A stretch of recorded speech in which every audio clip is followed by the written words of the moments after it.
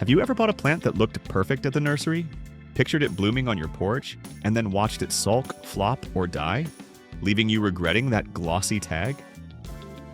I've been there many times. As a seasoned container gardener, I've learned the hard way that not every gorgeous garden flower works in pots.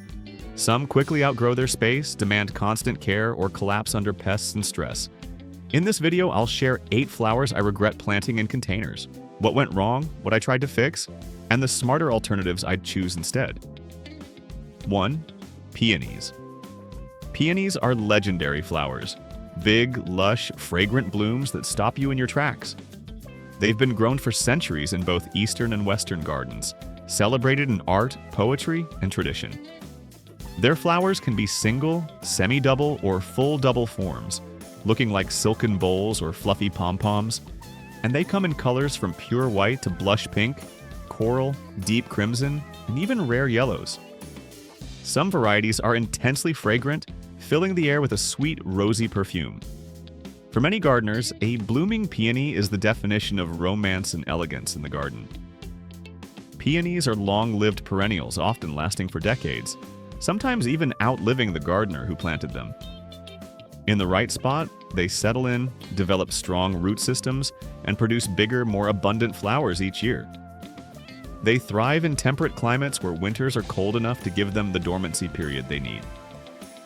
Peonies rely on a chilling cycle, usually several hundred hours below a certain temperature, to trigger bud formation. That's why they do beautifully in the ground in cooler regions. One of the charms of peonies is their foliage. After the flowers fade, the leaves remain handsome through summer, forming dense, deep green mounds that provide structure to a flower bed. In autumn, depending on the variety, peony foliage can even turn shades of red and bronze before dying back. By winter, the plant goes dormant underground, recharging for the following season. But while they are beloved in garden beds, peonies are notoriously tricky in containers. Their root systems are large, fleshy, and built to dive deep into soil. In a container, those roots get cramped, stressed by fluctuating temperatures, and often don't store enough energy to produce blooms the next season. Peonies can take several years to mature and begin flowering heavily, and in a pot, that maturity is delayed even further. Even when they do bloom, the sheer weight of their enormous flowers makes the plant top-heavy, leading to flopping stems or even pots tipping over. Caring for peonies in a pot requires precision. A very large, deep container, excellent drainage, rich but well-aerated soil, and careful watering to avoid soggy crowns or dried-out roots. Even then, they often underperform compared to their in-ground counterparts. They also dislike disturbance, so dividing or repotting them, which is much easier in the ground, becomes a stressful and sometimes damaging task when grown in a container. That doesn't mean peonies aren't worth growing, they are, just not in pots. In the ground, with plenty of sun and space, they'll reward you with decades of reliable bloom. If you want that same lush, romantic look in containers, there are better options. Double flowering begonias, ranunculus, dwarf shrub roses, or even large flowered dahlias. These give you the drama and romance without the stress and long wait. In short, peonies are timeless, breathtaking, and absolutely garden-worthy. But they're one flower I regret trying to force into containers. They taught me an important lesson. Sometimes plants are best left to the environment they were designed for. 2. Dahlias. Dahlias are the stars of late summer, fireworks of color and form, from spiky cactus blooms to giant dinner plate flowers. They're mesmerizing, and I once dreamed of filling patio pots with their brilliance. The catalogs promised they'd be perfect for containers, but reality was far less romantic. The first problem is size. Even compact dahlias often grow much bigger than expected in pots, sprawling 3 to 4 feet and demanding constant staking. Large varieties are even worse, with blooms so heavy they topple stems or tip whole containers. Their tubers add to the struggle. In the ground, tubers expand freely, but in pots they crowd, deform, or rot. Repotting them year after year is messy and rarely rewarding. On top of that, dahlias are thirsty and hungry plants. In hot weather, I watered pots daily, sometimes twice, only to watch the soil dry out again. Skip a watering, they wilt. Overwater, they rot. Feeding is just as demanding, since nutrients wash out with every soak, leaving the plant starved unless fertilized constantly. Then there are the pests. Spider mites, aphids, thrips, powdery mildew all seem to hit harder in containers where airflow is poor and the plants are stressed. Add the hassle of digging, curing, and storing tubers every winter, and the effort outweighs the joy. Dahlias are breathtaking when they bloom, but in containers the work eclipses the reward. In garden beds, though, they thrive. Bigger plants, better blooms, fewer problems. If you must try them in pots, stick to true dwarfs like the Gallery or Happy Single series. But full-size or dinner plate dahlias? They've been one of my biggest container regrets. 3. Bearded iris. Bearded irises are among the most dramatic flowers you can grow.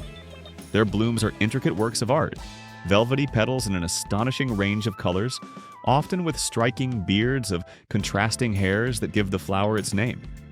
From pure snow white to midnight purple, sunny gold, copper, lilac, and even bicolored patterns with ruffles and streaks, bearded irises are unmatched in their elegance. When they bloom in spring, usually late April through May, they can transform a garden into a painter's palette. Each flower stalk carries multiple buds, so you get a succession of blooms lasting several weeks. And with re-blooming varieties, you might even get a second flush later in summer or early fall. The plant itself is striking even when not in bloom. Its upright, sword-shaped leaves form clumps that stay handsome throughout the growing season, adding vertical structure and bold texture to the garden. These clumps expand over time as the rhizomes grow, creating a dramatic architectural effect in borders. With their combination of flowers and foliage, bearded irises pull double duty. Show-stopping blooms plus a design-friendly presence for the rest of the season. But here's the catch. Bearded irises are ground-loving plants that have specific needs that simply don't translate well to containers. Their thick rhizomes want to spread out horizontally, and they need to sit at or just below the soil surface with plenty of sun exposure and airflow. In a confined pot, it's incredibly difficult to provide the balance they crave. Too much soil covering the rhizomes, and they rot. Too little, and they dry out or fail to anchor properly. Containers also heat up and cool down far more quickly than garden soil, and this fluctuation stresses the rhizomes. I learned this the hard way. Irises in pots often sulk, producing lots of leaves but few or no flowers. And even when they bloom the first year, performance usually declines sharply afterward. In addition, iris rhizomes need to be divided every 3 to 4 years to stay vigorous. Dividing them in the ground is easy. You dig up the clump, slice the rhizomes, and replant. In a pot, it's messy, awkward, and often results in damage or poor regrowth. Another frustration is drainage. Irises demand sharp, fast-draining soil, but in a pot, water tends to either linger too long at the bottom or dry out too fast at the top. The result? Rot, fungal disease, or weak growth. On top of that, irises are sun-hungry plants. While they'll tolerate some heat, they bloom best when their rhizomes are literally baked by the sun. Pots on patios or shaded corners often fail to provide enough consistent heat to trigger abundant flowering. Even when conditions are perfect, bearded irises are tall plants. The bloom stalks can reach 2 to 3 feet, and when you add the weight of those large flowers, they become top-heavy in a pot, requiring constant staking to prevent flopping. The aesthetic dream of a neat pot filled with elegant iris quickly turns into a maintenance headache. In contrast, irises thrive in the ground. Given a sunny location, a well-drained soil bed, and a little space to spread, they'll multiply beautifully and bloom for years. They are also drought-tolerant once established, making them one of the easiest perennials in a landscape. Their resilience in garden beds makes their failure in containers all the more disappointing. If you want to similar-looking pots, there are better options. Dwarf iris varieties, like Iris reticulata, are much more container-friendly. They bloom early in spring with jewel-toned flowers and don't require nearly as much root space. Alternatively, you can get that same bold vertical flair from container-happy plants like gladiolus, dwarf dahlias, or tall salvias, which provide spikes of color without the fuss. So while I'll always keep bearded irises in my garden beds, where they thrive and multiply with ease, they're one of the flowers I regret ever forcing into a container. They simply weren't designed for it, and the results never match the effort. 4. Hybrid tea roses. Hybrid tea roses are the divas of the flower world. When you see them at their peak, it's easy to understand why they've been adored for centuries. Long, elegant stems topped with large, high-centered blooms in an endless palette of colors.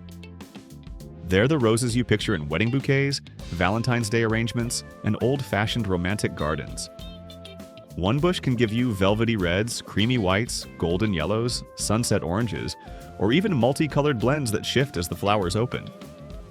And the fragrance? Some varieties are intoxicating, filling the air with perfume that makes you stop and breathe deeply. On paper, it seems like the perfect plant to keep close at hand in a container, where you can admire it up close, cut stems for vases, and enjoy the fragrance on your porch or patio. But here's the truth I learned. Hybrid tea roses are absolute heartbreakers in pots. They may look stunning the first season, but the longer you keep them confined, the more obvious their high-maintenance personality becomes. The first issue is root space. Hybrid tea roses are grafted plants with vigorous root systems that need room to sprawl. In the ground, those roots anchor deeply, searching out water and nutrients to fuel repeat blooming cycles. In a container, no matter how big, those roots are limited. The rose quickly becomes root-bound, stressed, and less productive. Instead of lush flushes of blooms, you get weak canes, fewer flowers, and a plant that looks perpetually exhausted. Even when I tried oversized pots, the rose still seemed to sulk after the first year. Then there's the water issue. Hybrid tea roses are thirsty, demanding consistent moisture but also hating soggy feet. That balance is incredibly hard to maintain in a container, where soil dries out much faster than in the ground.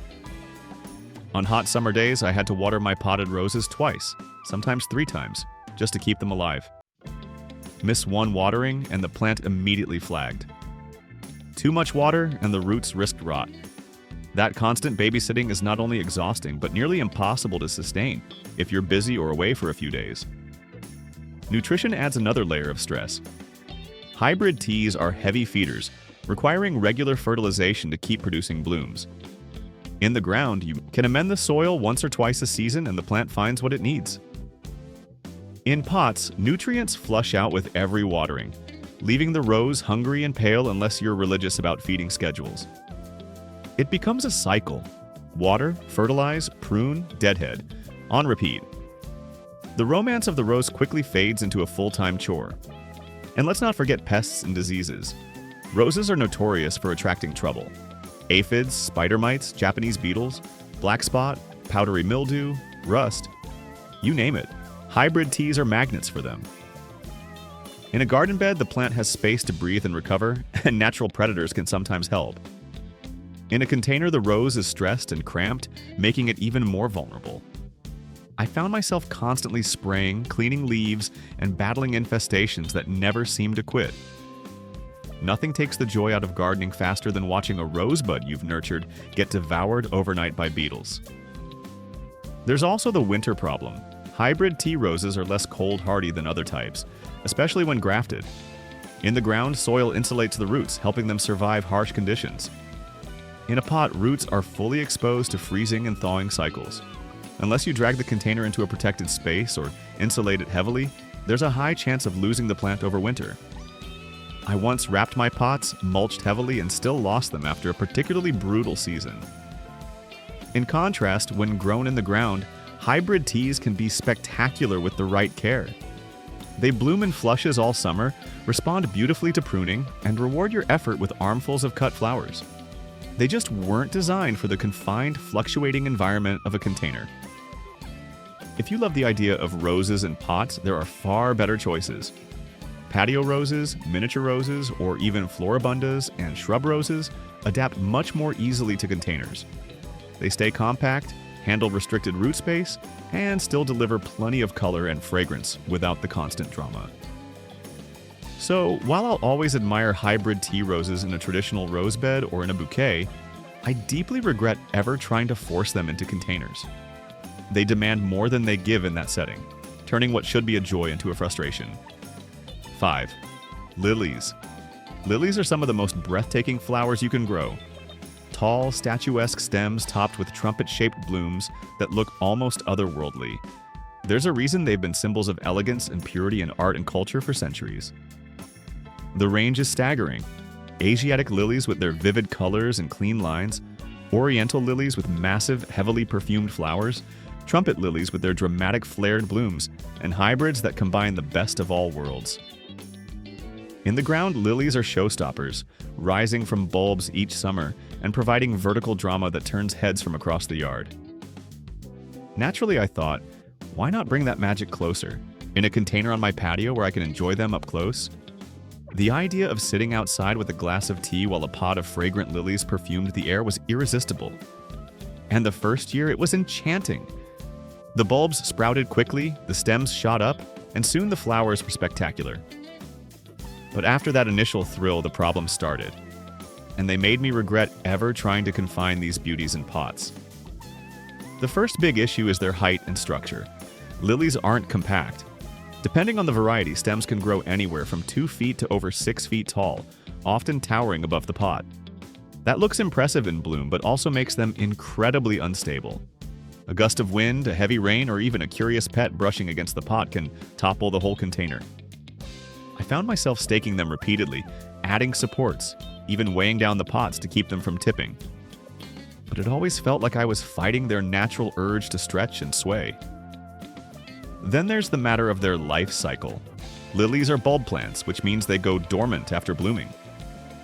In the ground, that's fine. The bulbs rest safely underground, protected by layers of soil and mulch, ready to return next year. In a pot, dormancy is trickier. The foliage dies back, leaving behind a sad, empty container for months. Unless you're willing to dig up the bulbs, store them properly, and replant, you end up with a wasted pot taking up space. Even when I did store bulbs, I found that they weakened over time, never performing as strongly as the first year. Watering is another challenge. Lilies like consistent moisture but absolutely hate waterlogged soil. In a garden bed, excess water drains away and roots can seek balance. In a container, even with drainage holes, water management is delicate. Too dry and the bulbs shrivel, too wet and they rot. I had pots where bulbs literally turned mushy by the second season, despite my careful monitoring. The stress of container conditions shortens their lifespan dramatically compared to lilies planted directly in the ground. Pests and diseases also become magnified in pots. The dreaded red lily beetle, for example, can strip leaves and buds in no time. In a confined space, they're easier for pests to find and feast on, and harder for the plant to recover. Fungal issues like botrytis blight also hit harder when airflow around a pot is limited. I'd check my lilies daily, plucking beetles and spraying for fungus, yet the plant still looked ragged and defeated by mid-season. And let's not forget the fragrance. While Oriental lilies in particular smell heavenly, the scent can be overwhelming in close quarters. On a patio, what starts as delightful can quickly become cloying, especially in the evening when the air is still. More than once, I found myself moving pots away from seating areas because the scent was just too strong. There's also the winter survival issue. Bulbs in the ground are insulated by soil, but bulbs in pots are exposed to freezing and thawing cycles that can kill them. Unless you move pots into a sheltered location or heavily insulate them, you risk losing the bulbs entirely. For me, that meant dragging heavy containers into a garage or burying them in mulch piles. More work than the plants were worth. In contrast, lilies thrive in garden beds. They naturalize, multiply over time, and put on stronger displays each year. They anchor perennial borders, mix beautifully with shrubs and other flowers, and add height and fragrance to a landscape. They just weren't designed for container living. If you crave the look of lilies in pots, Asiatic dwarf varieties or dwarf orientals bred for containers are much better choices.